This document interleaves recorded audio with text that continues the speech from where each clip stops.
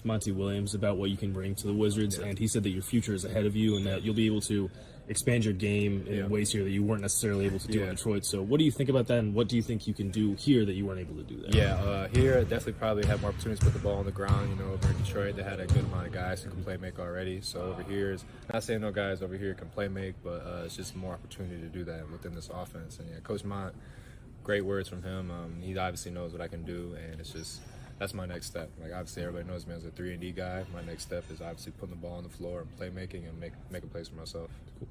All right, Isaiah Livers kind of took some criticism from Detroit Piston fans, after he was asked a question. He was asked a question about Monty Williams. Kind of like asked the questions over what Monty Williams said. Monty Williams said him going to Washington, he'd be able to do some things he couldn't do while he was in Detroit.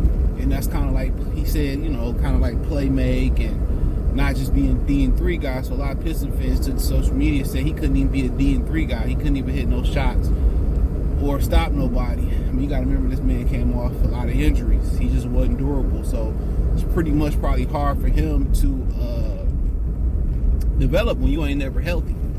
But nonetheless,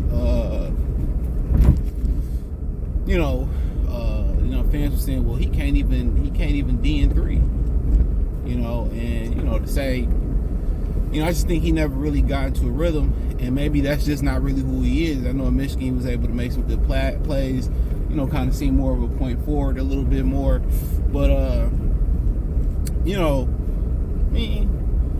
shit, it is what it is. It is what it is. And one of the interesting things that he brought up was that because the Pistons had a lot of playmakers over there. I mean, Kay, Ivy, Ashur Thompson. They had a lot of guys that could just play make. So it kind of was really, really an interesting comment because they have a lot of guys that can, play make. And, a lot of guys that can do the same thing. And that's been one of the bigger issues with the Detroit Pistons. They, with Troy Weaver, continue to draft the same guys over and over again. And then Isaiah Livers felt like he just wasn't a 3-and-D guy. Maybe that just wasn't his game. Because obviously he didn't hit a lot of, shots of late. And maybe it was him just not being able to get into rhythm because of the injuries. But those are the guys they need to be targeted to put around some of these guys they got as playmakers. Some of the guys they try to turn to 3-and-D guys like Isaiah Stewart. He can't defend and he can't hit no threes for real. Yeah, he hit some timely threes sometimes, but we need the consistent threat of a three-point shooter. You know what I'm saying? And he's just not the consistent threat of a three-point shooter. So I think a lot of these guys that they were acquiring, they were playmakers. They acquired a lot of playmakers. And they got one guy that can go get you a bucket naturally and Bojan Bojanovic. And Marcus Sasser looks to be one of those guys that can go get you a bucket as well, but he just don't get no consistent playing time. He don't get no consistent playing time. So, and then you start naming the 3-and-D guys they got. I don't think seen Monty Morris of yet.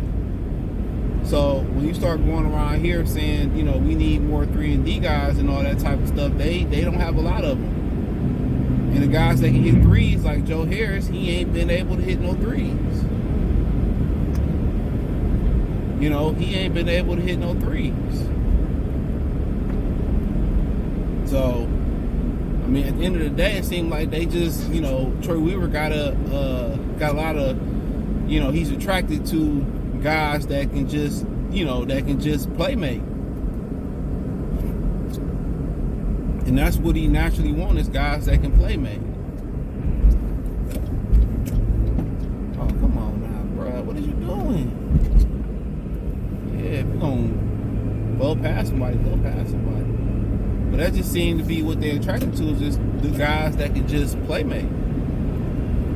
And that's nice to have, but you got to have a balance. You can't have everybody, primary, thing can't be, well, I go out there and I'm going to go get a bucket. I'm going to just make sure somebody get a bucket and facilitate. And, some guys got to be able to catch and shoot and defend. You need those guys, especially today. Those guys are at a premium because a lot of these guys today can't play without the basketball. So if you get somebody that can be able to catch and shoot You know, when the last time you seen somebody move without the basketball, catch and shooting basketball like Reggie Miller? You don't see that no more. You don't see that no more. You know, and that's crazy. You do not see that no more, where guys are able to move without the basketball, catch and shoot. You know what I'm saying? Come off a screen, you know, shoot a jump shot, all that. You don't see that shit no more. You don't see it. And it's, you know, it's pretty much unfortunate. For real. It's hella unfortunate. You know, and I just think that's the LeBron James effect. I mean, you see Steph Curry and Clay do it from time to time. You know? You see Steph Curry and Clay do it from time to time, but, you know, for the most part, not really. But, I mean, I looked to see what he did. You know, Marvin Bagley had a good debut with the Wizards, but fans would say, oh, see, Troy, you know, trying to make it go for Troy. My thing is this. Bagley had good games here. It's about consistency from Bagley. That's what it's about, consistency and staying healthy. And that's two things he ain't been in this league, consistent and healthy. You know, and people trying to tell me, oh, he's so athletic. I said, if he's athletic, then why he can't play the floor and get out and guard fours? He has some block shots, seem to give a better defensive effort with the Wizards. But that's one game. Is that who we going to be night in and night out? And if it is, you know, I think the Wizards got to steal. Nobody's denying his ability. You know, but you know, with him, when you don't know consistently, you know how many minutes you playing, and you know Wiseman playing 5 minutes, 1 minute you playing 10, another minute you playing 20, then you a DNP and all that shit, man. You know what I'm saying? That shit tough. That's mentally tough. So the Pistons got a lot of